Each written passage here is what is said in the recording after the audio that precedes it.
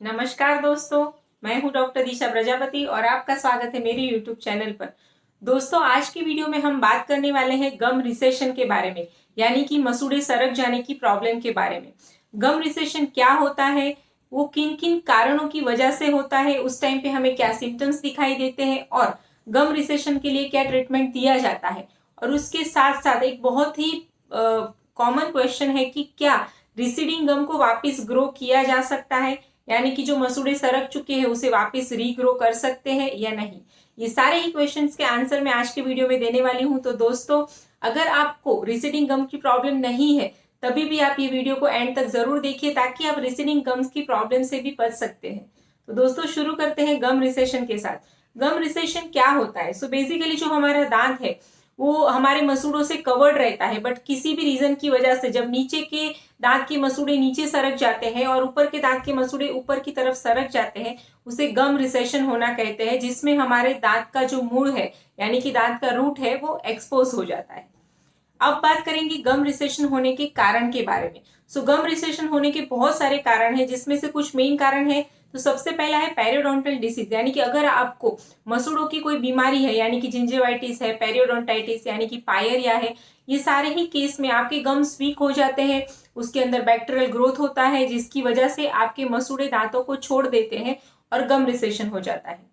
Second reason है कि अगर आप बहुत ज्यादा हार्ड ब्रशिंग करते हैं और बहुत ज्यादा टाइम तक ब्रशिंग करते हैं, तो उसकी वजह से भी आपके मसूड़ों पे प्रेशर पड़ता है और आपके मसूड़े सरक जाते हैं, जिसे गम रिसेशन कहते हैं।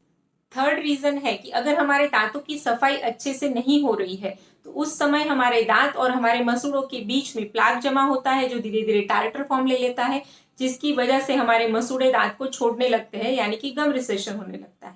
फोर्थ रीजन है कि अगर आपको टीथ क्लिंच करने की या दांत घिसने की आदत है, तो उस टाइम पे भी आपके मसूड़ों पे ज्यादा प्रेशर पड़ने की वजह से गम रिसेशन की प्रॉब्लम हो सकती है। फिफ्थ रीजन है कि अगर आपके दांत टेढ़े मेढ़े हैं, तो जितने दांत बहुत ज्यादा बाहर की तरफ है या बहुत ज्यादा अंदर की तरफ है, वो दांतों के रिलेशन में भी गम रिसेशन बहुत जल्दी से हो जाता है। सिक्स रीजन है कि अगर आप टॉबैको च्यू करते हैं या स्मोकिंग करते हैं, तो वो केस में भी गम रिसेशन देखा जा सकता है।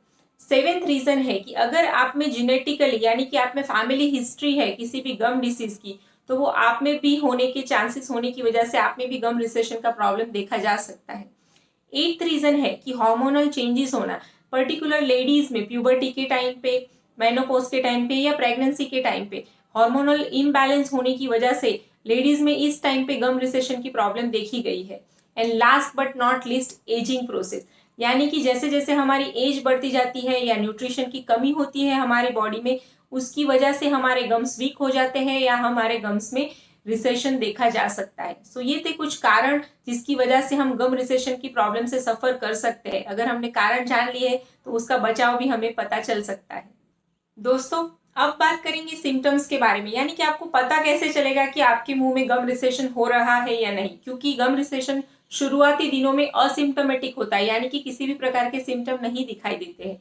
उस टाइम पे आपके जो मसूड़े हैं वो सूज जाते हैं या बहुत ज्यादा रेड दिखते हैं। आपका जो दांत है उसका लेंथ ज्यादा दिखने लगता है, क्योंकि आपका मसूड़ा नीचे की तरफ सरक गया या ऊपर की तरफ सरक गया, जिसकी वजह से आपका जो दांत का रूट था वो आपके मुंह में एक्सपोज होने की वजह से बाकी के दांतों के कंपैरिजन में जिन टीथ में गम रिसेशन हुआ है वो दांतों की लंबाई आपको ज्यादा दिखती है।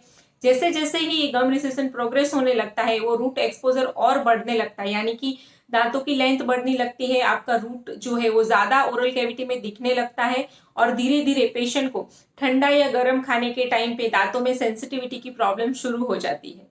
और साथ साथ अगर हम इस स्टेज पे भी पेशेंट की कंडीशन पे ध्यान नहीं देते हैं, तो धीरे धीरे आपके जो मसूड़े हैं उसके अंदर की हड्डी भी गलने लगती है और धीरे धीरे आपका जो दांत है वो भी हिलने लगते हैं। ये थे कुछ ऐसे सिम्टम्स जो हमें गम रिसेशन के टाइम पे दिखाई देते हैं। अब बात करेंगे गम रिसेशन के ट्रीटमेंट के बारे में। अगर आप माइल्ड गम रिसेशन से सफर कर रहे हैं, यानी कि शुरुआती दौर में अभी थोड़ी बहुत रिसेशन स्टार्ट हुई है आपके मसूड़ों की, तो उस टाइम पे एक प्रोफेशनल डीप क्लीनिंग और रूट प्लानिंग प्रोसीजर किया जाता है, जिससे आपके दांत और मसूड़ों के बीच की स्पेस में जो भी प्लाक या टार्टर जमा हुआ है उसे रिमूव किया जाता है। जो भी आपका रूट का थोड़ा बहुत पोर्शन एक्सपोज था उसे स्मूथ किया जाता है, ताकि वापस उसके ऊपर बैक्टीरिया ग्रोथ ना कर सके। और साथ साथ आपको कुछ एंटीबायोटिक और आपके जो मसूड़े हैं उसको टोन करने के लिए कुछ जेल एप्लीकेशंस दिया जाता है। इस केस में जो कंडीशन है माइल्ड रिसेशन की उसे रिवर्स कर सकते हैं। यानी कि अगर आपका केस माइल्ड रिसेशन का है तो डेफिनेटली उस टाइम पे ये प्रोसेस रिवर्स हो सकता है, आपके गम्स पहले जैसे नॉर्मल हो सकते हैं। बट अगर आप बहुत ज्यादा सीवियर रिसीडिंग गम की प्रॉब्लम से सफर कर रहे हैं, जहां पर आपका रूट एक्सपोजर भी बहुत ज्यादा हो चुका है, हड्डी भी गल चुकी है और आपके दांत भी थोड़े बहुत हिल रहे हैं, उस टाइम पे गम्स ग्राफ्ट सर्जरी करके एक प्रोसीजर है जो माइनर सर्जिकल प्रोसीजर है। आप ही के मुंह का किसी भी एक पोर्शन से जो थोड़े टिश्यूज है वो लिए जाते हैं और जहां पर आपका गम रिसेशन हुआ है वहां पर उसे लगा के चिपका दिया जाता है और बाद में वहां पर नॉर्मल हीलिंग हो जाती है और वो पोर्शन आपका गम्स जैसा ही दिखता है। अभी ये सर्जिकल प्रोसीजर बहुत माइनर होता है, वो आप ही के मुंह के यानी कि आपके मुंह के तालू का पोर्शन या अगर आपके गम्स का थिकनेस बहुत अच्छा है तो दोनों साइड के गम्स को स्ट्रेच करके वहां पर स्टिच किया जाता है और नॉर्मल हीलिंग के लिए छोड़ दिया जाता है, जिसे गम्स ग्राफ्ट सर्जरी कहते हैं। अब बात करेंगे लास्ट क्वेश्चन के बारे में कि क्या रिसीडिंग गम को वापस रीग्रो किया जा सकता है। तो दोस्तों उसका जवाब है नहीं, रिसीडिंग गम को हम वापस रीग्रो नहीं कर सकते हैं। हाँ, हम उसे आर्टिफिशियली, जैसा मैंने आपको सर्जरी के बारे में बताया वैसे सर्जरी से वहां पर नए गम्स को ग्रो किया जाता है। बट अगर आप मुझे नेचुरली पूछेंगे तो नेचुरली किसी भी होम रेमेडी से आप रिसीडिंग गम्स को वापस रीग्रो नहीं कर सकते हैं। सो दोस्तों ये था कुछ इन्फॉर्मेशन रिसीडिंग गम के बारे में। आई होप ये वीडियो आपके लिए यूजफुल लगेगा और आप आपके फ्रेंड्स और फैमिली के साथ भी जरूर शेयर करेंगे। थोड़ा सा भी पसंद आता है तो प्लीज इसे लाइक कर दीजिए और अगर आपने मेरे चैनल को सब्सक्राइब नहीं किया है तो प्लीज मेरे चैनल को सब्सक्राइब कीजिए, ऑल नोटिफिकेशन को भी ऑन कीजिए ताकि आने वाली सारी वीडियोज आपको मिलती रहे। मिलते हैं नेक्स्ट वीडियो में। Till that keep smiling, bye bye.